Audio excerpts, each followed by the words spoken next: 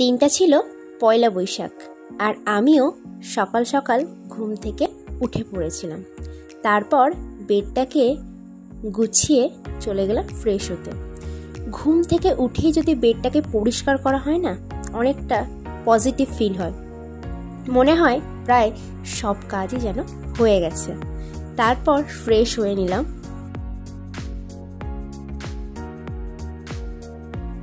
সবাই ভাবছো তো মুখে আমি কি লাগিয়েছি বেসন।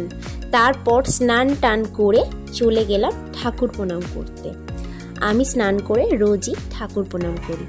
তারপর রেডি হয়ে নিলাম, কারণ আমার একটা ইনভাইট ছিল অন্নপ্রাশন বাড়ি।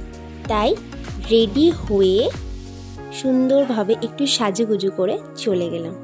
জানি না কিরকম লাগছে, যদি ভালো লাগে তাহলে অবশ্যই কিন্তু কমেন্ট করে জানিও যে কেমন লাগছে।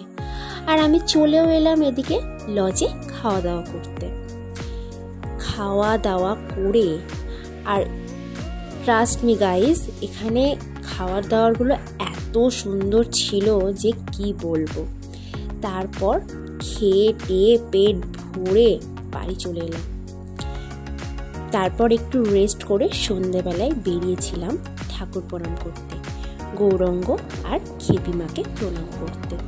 আর এই যে আমার এই এক দুষ্টু মিষ্টি বান্ধবীকে আমি বললাম যে একটু প্রণাম করে আসি, নববর্ষের দিন না গেলে হয়? আমি বলতে গেলে রোজই খেপিমার কাছে আর গৌরাঙ্গ বাড়ি একবার করে যাই, তাহলে বছরের প্রথম দিন না গেলে হয়? তো তারপর আমার বলতে গেলে আবার একটা ইনভাইট ছিল। সারাদিন নববর্ষের দিন শুধু খেয়েই গেছি আমি। আমার এক বন্ধুর জন্মদিন ছিল। না, নববর্ষের দিন জন্মদিন ছিল না, ছিল নীল পুজোর দিন। তাই নববর্ষের দিন আমাকে ট্রিটটাও দিয়েছিল। এই যে এই বন্ধুর জন্মদিন ছিল, সবসময় শুধু আমার সাথে খুনসুটি করার স্বভাব, বিরিয়ানি ট্রিট দিয়েছিল। তো তারপর খাওয়া দাওয়া করে চলে এসেছিলাম বাড়ি। নববর্ষের দিনটা আমার এইভাবেই কেটেছিল।